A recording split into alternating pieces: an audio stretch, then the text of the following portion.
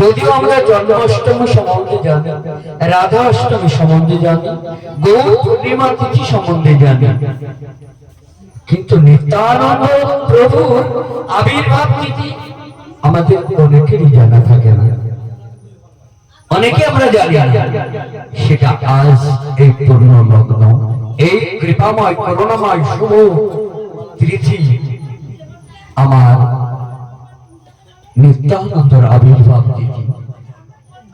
তাই এই নিত্যানন্দ ত্রয়োদশী তিথিতে আমরা চিড়ে চোখে ভিজানো চিড়ে, অন্য কোনো দ্রব্য নয়, মিষ্টি মিঠাই দধি কলা নয়, কেবলমাত্র শুকনো চিড়ে ভিক্ষা করা বেঁধে দিয়েছিল। যেদের চোখের জলে ভিজে গিয়েছিল, ভগবান কেড়ে খেয়েছিল না? ভগবান কেড়ে খেয়েছিল। ভগবান তখন বলছি দ্বারকার রাজা বারংবার লোকাতে গিয়েছিল, ভগবান কেড়ে জোর করে খেয়েছিল এবং প্রতিজ্ঞা করে বলেছিল এই প্রসাদই হবে মহাপ্রসাদ। আমি তোমাকে কথা দিলাম, যেখানে আমার যজ্ঞ হোক না কেন, এই চিঠিটা, এই চিড়ে হবে আমার মহাপ্রসাদ। মহাপ্রসাদ আমরা জানতে পারলাম ভগবানকে ভালোবাসার জন্য শুধু ভাব দরকার। ভাব থাকলেই তিনি গ্রহণ করতে বাধ্য হন। করেছে যুগে যুগে, শুধু এই যুগ বলে নয়, যুগে যুগে করেছেন। কাঙালের অন্য কাঙালের যত ভগবান বড় ভালোবাসে, তাহলে ভগবান গ্রহণ করতে বাধ্য হয়। এবং কিভাবে দিলে ভগবান গ্রহণ করে না, ভাবে দিলে। এই ভাবটা কিভাবে? অঝর নয়নে বান বরিশন কৃপাময়, আমার তো তোমার কাছে কিছুই জ্ঞান নেই, তুমি নিজ করে কৃপা করে গ্রহণ করো। এই শিক্ষা দিয়ে প্রদান করলো আমার নিত্যানন্দ। নিত্যানন্দ এই শিক্ষা আমাদের প্রদান করলেন যে গৌর হরির পাদপদ্ম যদি লাভ করতে হয়, আমাকে অনুসরণ করো, আমাকে দেখে শেখো, আমাকে দেখে জানো যে গোবিন্দ কিসের কাতাল, তিনি কি চাই, কি দিনে তিনি খুশি হয়। আমার নিত্যানন্দ সেই শিক্ষা প্রদান করলেন, আমার গৌর হরি বললেন।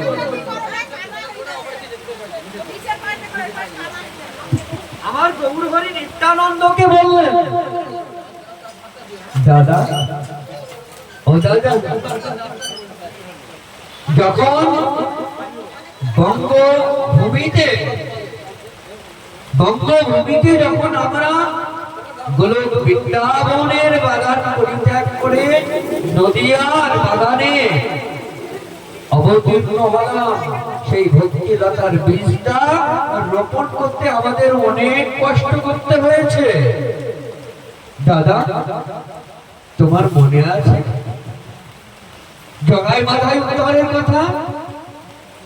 মাধাই তখন তোমাকে যখন কলসের আঘাত করেছিল, তোমার ললাট পিঠে নদীর ধারা ঝরছিল। আমি আমার প্রতিজ্ঞা ভুলে গিয়েছিলাম, সুদর্শনকে আহ্বান করেছিলাম। দাদা, তুমি বলেছিলে যখন আমি জগাই মাধাইকে কি নিধন করতে চেয়েছিলাম, তুমি আমার দুটি হাত ধরে বারংবার বলেছিলে তোমার তো এভাবে অস্ত্র ধরার কথা নয়, প্রেম দিয়ে জগৎ ভাসাবে, এই তো তোমার প্রতিজ্ঞা। কেন তুমি তবে অস্ত্র ধরো? অস্ত্র ধরবো না, আমি সব সইতে পারি, কিন্তু আমার নিতাই রঙে যে আঘাত করে, আমি তাকে কোনো ক্রমে জীবিত রাখতে পারি না। নিতাই বলল, দয়াময় লোক লোক শিক্ষার নিমিত্তে আমি তোমার দাদা, প্রকৃত পক্ষে তুমি তো আমার প্রভু, তুমি তো আমার কি সর্বস্ব। আমি তো সারা জীবন কল্প কল্প বহু কল্প ধরে তোমার সেবা করে আসছি। যদি সেই সেবায় কিঞ্চিত মাত্র আমার পূর্ণ সঞ্চার হয়, সেই পূর্ণ সঞ্চার আমি জগাই মাতাকে অর্পণ করলাম, তার বিনিময়ে তাদের তুমি প্রাণ ভিক্ষা প্রদান করো। বললো জন্ম জন্ম কোটি কল্প কাল যদি আমি তোমার সেবক হই,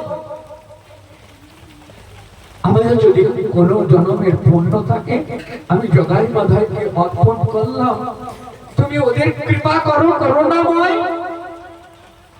আমার গৌরহরি তখন কি করবে? এমন দয়াল কে আছে মা? এমন দয়াল আর কেউ আছে না, এমন দয়াল আর কেউ নেই যে মার খেয়েও এই প্রেম প্রদান করেছে। দাদা, সেই রুধির ঝরেছিল সেই নবদ্বীপের মাটিতে। দাদা গো, আজ আমি নেই সেই নবদ্বীপে, আজ তুমিও এই রথযাত্রা উপলক্ষে বারবার এই যাত্রা তিথিতে তুমি এই শ্রীক্ষেত্র ধামে আসো। দাদা, আমি তোমাকে আজ মানা করছি, শ্রীক্ষেত্র ধামে তুমি এসো না। কেন না, সে কথার জবাব দিহি তোমাকে আমি দেব না। দাদা, আমি তোমাকে মানা করছি, তুমি বঙ্গ ছেড়ে এসো না, বঙ্গ ছেড়ে তুমি এসো না। নিতাই যখন এই কথা শুনল, গৌরের মুখে যখন বজ্রঘাত ভেঙে পড়ল। যদিও লোক শিক্ষায়, লোকলীলার শিক্ষায় দাদা, তথাপি তো তার প্রভু আজ্ঞা করছে, কি করবে? মনের চাপা যন্ত্রণা মনে রেখে অঝর নয়নে কাঁদতে কাঁদতে তিনি নবদ্বীপ ফিরে এসেছিলেন বঙ্গের মাটিতে। বঙ্গের মাটিতে ফিরে এসে এই বঙ্গবাসীদের নিয়ে মহা নামে মেতে উঠেছিলেন। দেখতে দেখতে একটা বছর পার হয়ে গেল। এবার নিত্যানন্দ আমার চুরি করে গিয়েছে। কত কটু কথা, অকথা বলেছিল, তুমি এবারও যাবে নিমাইকে দেখতে। নিমাই যে আমার প্রাণ, নিমাই যে আমার আত্মা, নিমাই বিরহ বেদনায় আমি একটা বছর মনে হবে যেন শত সহস্র যুগ আমি আমার গৌরহরিকে ছাড়া বাঁচবো না। তোমরা বলবে না কেউ, আমি গোপনে গদাধরের কাছে থাকবো। আমি সময় বুঝে আমার নিমাইকে চুপি সারে দেখবো, চুপি সারে দেখবো। এবারও গেলেন গদাধরের কাছে, গিয়ে উঠলেন। গদাধরকে বললো, তুমি বলবে না। পার্শ্বদের সমস্ত ভক্তবৃন্দকে শিখিয়ে দিলেন, সঙ্গভঙ্গকে। আমার গৌরহরিকে বলবে না যে তোমার নিতাই এসেছে, তোমার নিতাই এসেছে, এ কথা যেন আমার গৌরহরি জানে না। আমি চুপি সারে দেখে নেব। এই কথা সকলকে বলে রাখলো। গদাধরের সেবা আইটোটাই গোপীনাথের সেবা, গদাধর সেবা করে। আজ গদাধর যখন নিত্যানন্দকে দিয়েছে, দেখা দিয়েছে আনন্দের সীমা নেই।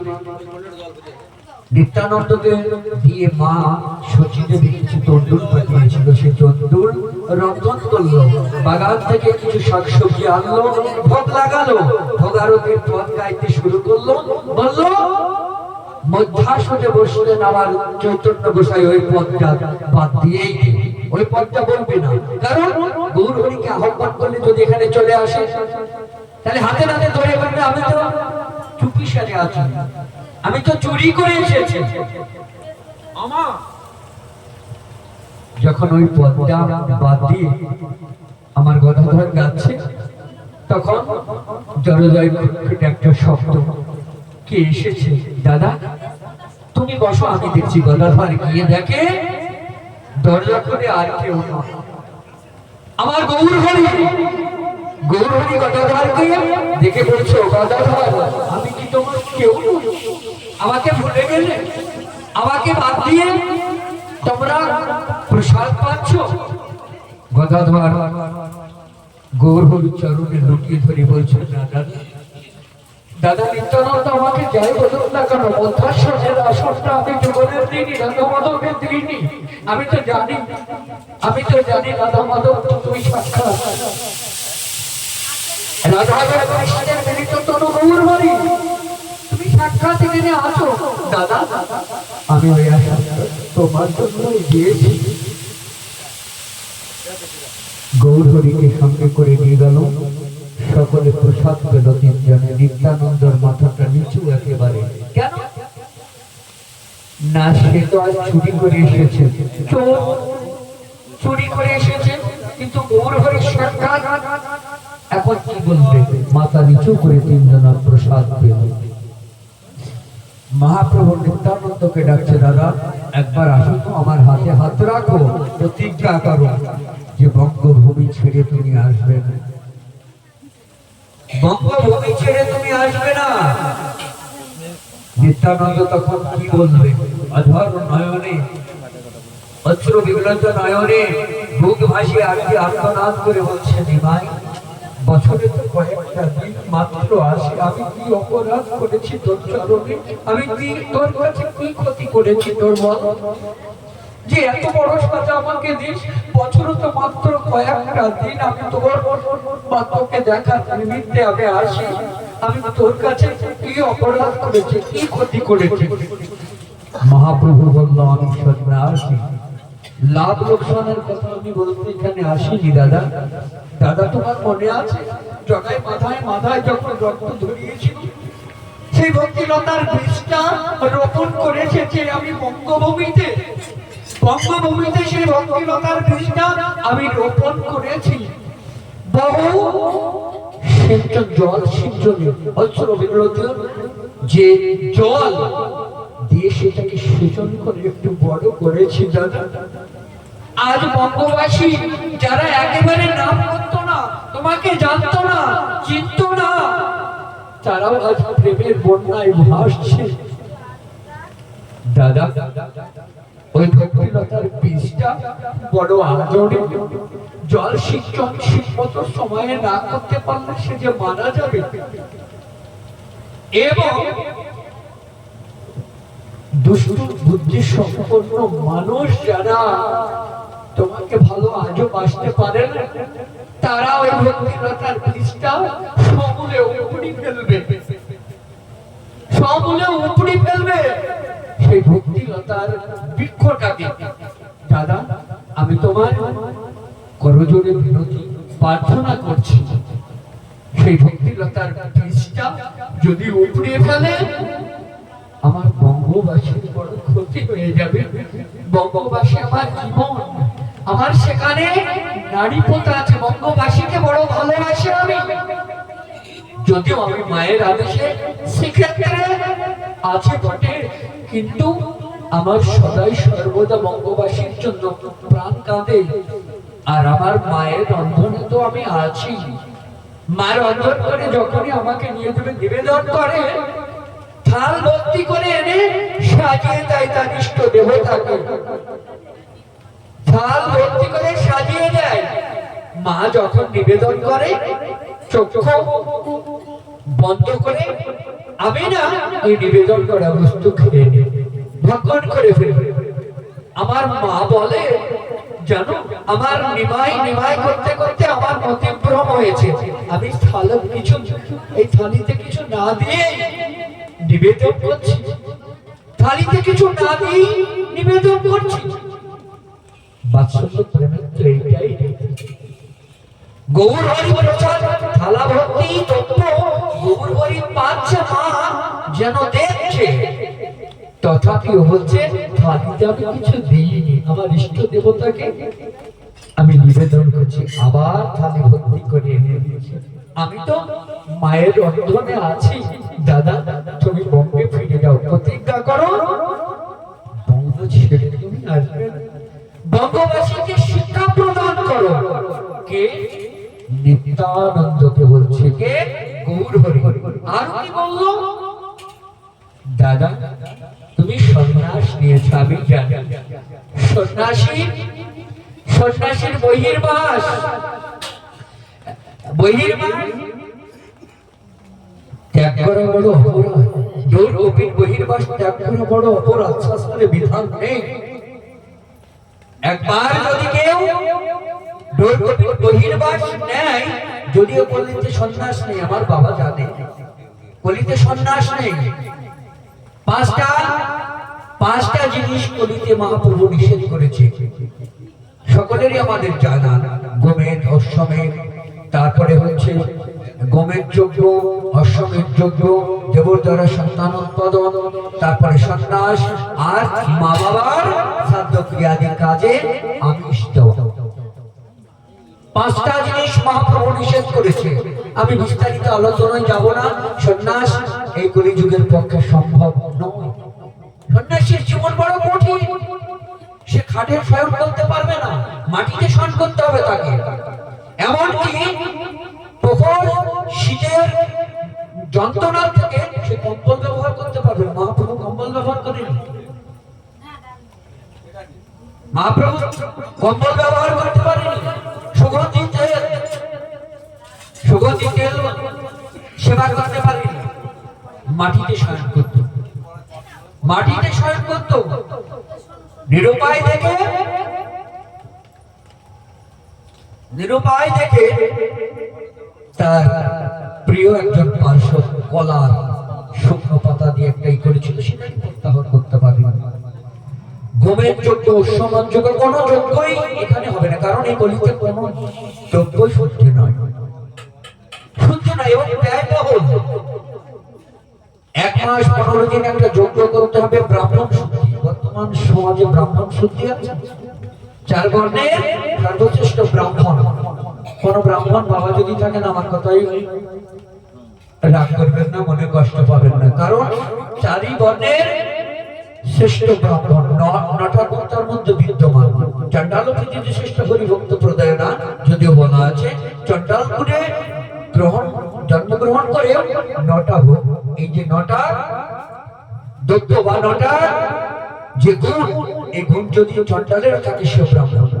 যাই হোক, এই কলিতে ব্রাহ্মণ শুদ্ধি নয়, কারণ ব্রাহ্মণরাও অখাদ্য অখাদ্য খায়। এক গেল দ্রব্য শুদ্ধি নয়। দ্রব্য শুদ্ধি আপনি বাজার থেকে যে ঘি কিনছেন, আপনি বলতে পারবেন খাঁটি গায়ের ঘি? বলতে পারবেন না। আচ্ছা, গেল চন্দন কাঠ। চন্দন কাঠ 1 খণ্ড দামি, বহু টাকা। তাহলে এই 1 মাস আগুনকে প্রজ্বলিত করার জন্য, আগুন জ্বালানোর জন্য চন্দন কাঠ অসম্ভব। এবং আগুনকে প্রজ্বলিত করা রাখার জন্য খাঁটি গাওয়া ঘি কুইন্টাল কুইন্টাল সম্ভব। সমস্ত কিছু বাদ দিয়ে একটা যজ্ঞ, কি নাম সংকীর্তন। এই মহানাম যজ্ঞই কলিযুগের সর্বশ্রেষ্ঠ বস্তু। মহাপ্রভু বললেন, বলল আমি জানি বহির্বাস, কুমণ্ডল এগুলো ত্যাগ করা সন্ন্যাসী পক্ষে বড় কষ্টকর। শাস্ত্রের বিধান নেই, তথাপি আমি তোমাকে বিধান দিচ্ছি, তোমাকে বলছি তুমি এগুলো ত্যাগ করো। কে বললেন? আমার গৌর। কাকে? নিত্যানন্দকে। এগুলো ত্যাগ করো। যখন ত্যাগ করার কথা বলল, নিত্যানন্দের মস্তকে যেন কি আকাশ ভেঙে পড়লো। এতক্ষণ যত কথা বলেছি যে আমি গ্রহণ করেছি, কিন্তু এটা যে গ্রহণযোগ্য নয় মনে মনে বলছে। তথাপি প্রভুর আজ্ঞা, প্রভুর আজ্ঞা। এই কলঙ্কের বোঝা নেয়ার মতো সেদিন ছিল একমাত্র নিতাই। একমাত্র নিতাই এই কলঙ্কের বড় বোঝা মাথায় তুলে নিল। কি কলঙ্কের বোঝা? যদি কোন সন্ন্যাসী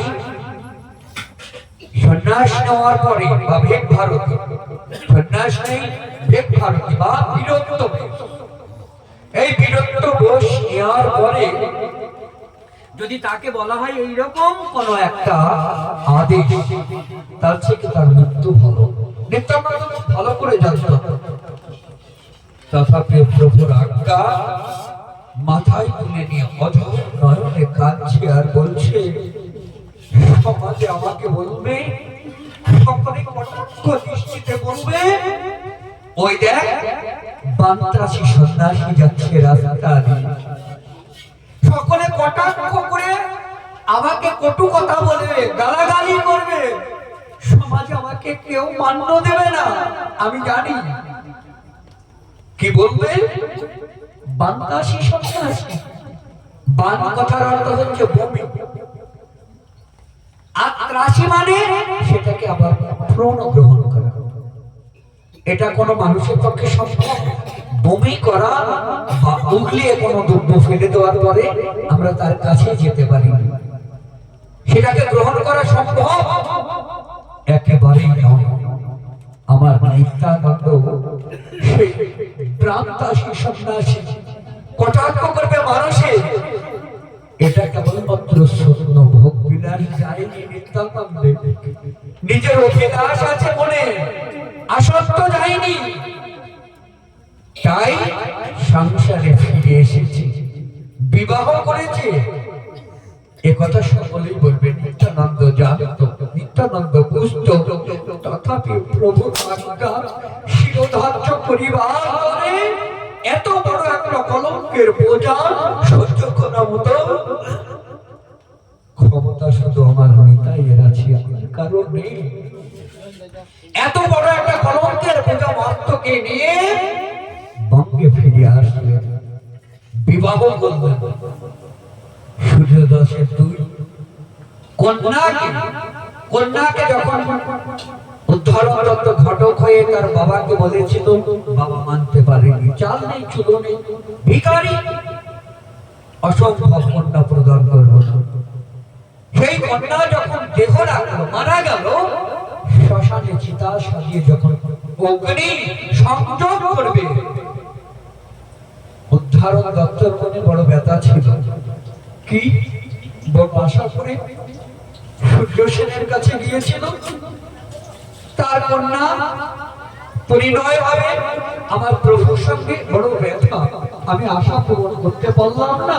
নিত্যানন্দ বললেন, উদ্ধরণ তুমি বড় কষ্ট পাচ্ছ না, তুমি বড় দুঃখ পাচ্ছ না, দেখি তোমার অভিলাষ পূরণ করতে পারি কিনা। নিত্যানন্দ গিয়ে বলছে, আপনার কন্যাকে তো জীবিত অবস্থায় আমাকে দিলেন না, এই মৃত কন্যাকে আমাকে কি দান করতে পারবেন? যদি পারেন আমাকে দান করুন। বললো, প্রাণহীন একটা লাশ দেখুনি, তুমি কি করবে? কি করব একটু খেয়াল করে দেখুন, আপনি বলুন আগে আমাকে দেবেন কিনা। এখন কি বলবে বাবা? অর্পণ করলাম এই মহামন্ত্র নাম,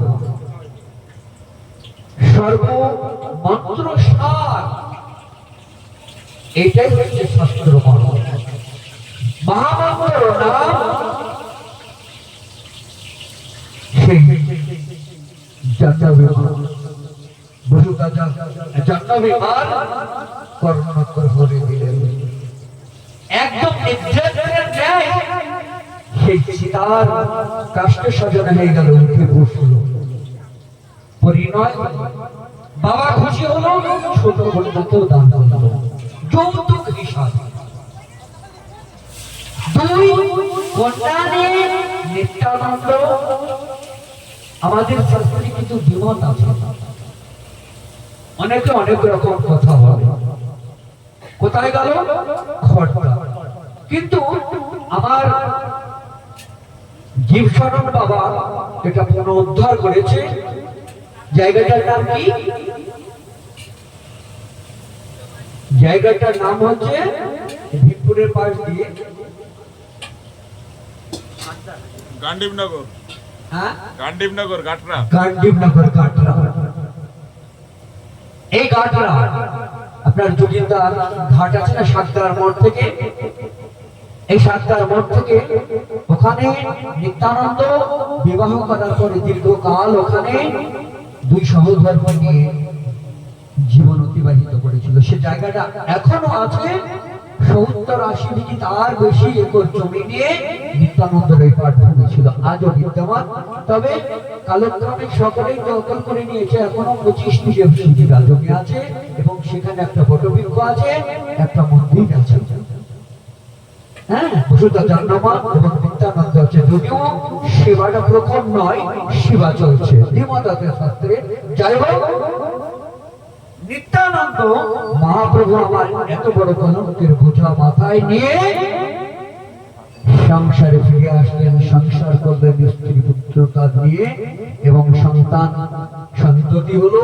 সংসারিক জীবকে শিক্ষা প্রদান করল কার আদেশে? আমার গৌর হরির আদেশে। গৌর হরির আদেশে ফিরে আসলেন, সাংসারিক জীবকে শিক্ষা প্রদান করলো। সৃষ্টির সেরা জীব,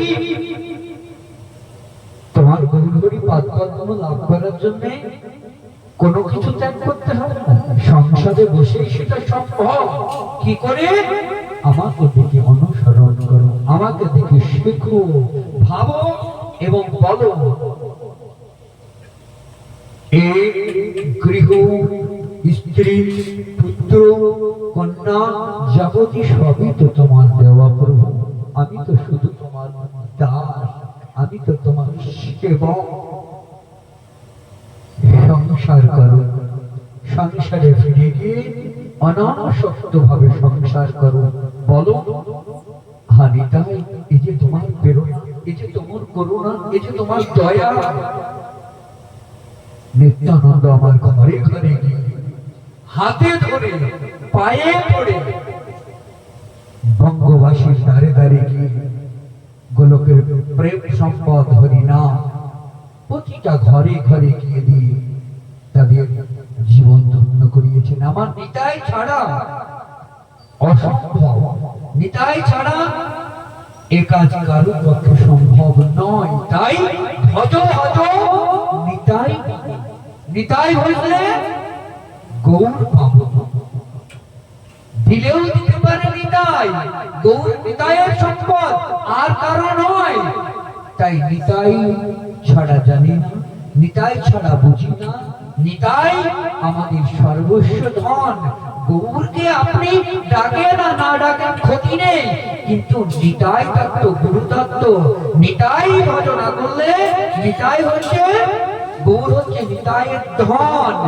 যদি নিতাইকে খুশি করতে পারেন, নিতাইয়ের চরণ আশ্রিত হয়ে, নিতাইয়ের পরবশ হয়ে নিতাই সেবা করতে পারেন, গৌর এমনি এমনি আসবে। কেমন না? যেমন কান, কান ধরলে মাথা এমনিতেই আসবে। আশ্রয় তত্ত্বের আশ্রয় লইলে বিষয় তত্ত্ব অনায়াসে। আশ্রয় তত্ত্বকে আমার নিতাই, আমার নিতাই হচ্ছে আশ্রয় তত্ত্ব। আশ্রয় তত্ত্ব ভজনা করলে আমার গৌর হরি আপনাতেই ছুটে আসবে তাকে দয়া করার জন্য। আলাদা করে নিতাই গৌর হরিকে ডাকতে হবে না, গৌর হরিকে ডাকতে হবে না। যেমন আমাদের নবদ্বীপ লীলায় আশ্রয় আমার নিতাই, ব্রজে আশ্রয়কে রাধারানী, রাধারানী আশ্রয় বিষয় আমার গোবিন্দ। রাধারানী রাজ্যে প্রবেশ করবেন, রাধে রাধে রাধে, রাধে ছাড়া আন জানে না। কখনো শুনেছেন কৃষ্ণ কৃষ্ণ কৃষ্ণ? না, রাধার রাধত্ব। যদি আপনি গোবিন্দকে পেতে চান, রাধার ভজনা করেন। রাধাকে ভজনা করলে গোবিন্দ আমার ছুটে আসবে। আলাদা ভাবে ডাকতে হবে না। হবে কি? আলাদা ভাবে তাকে ডাকতে হবে না। ঠিক আমার নবদ্বীপ লীলাই হচ্ছে নিত্যানন্দ আশ্রয়, আশ্রয় তত্ত্বের আশ্রয় লইলে বিষয় তত্ত্ব অনায়াসে পেলে তাকে আলাদা করে ডাকতে হয় না। এই শিক্ষা আরো আমাদের পরিপূর্ণভাবে শিক্ষা প্রদান করেছেন কে?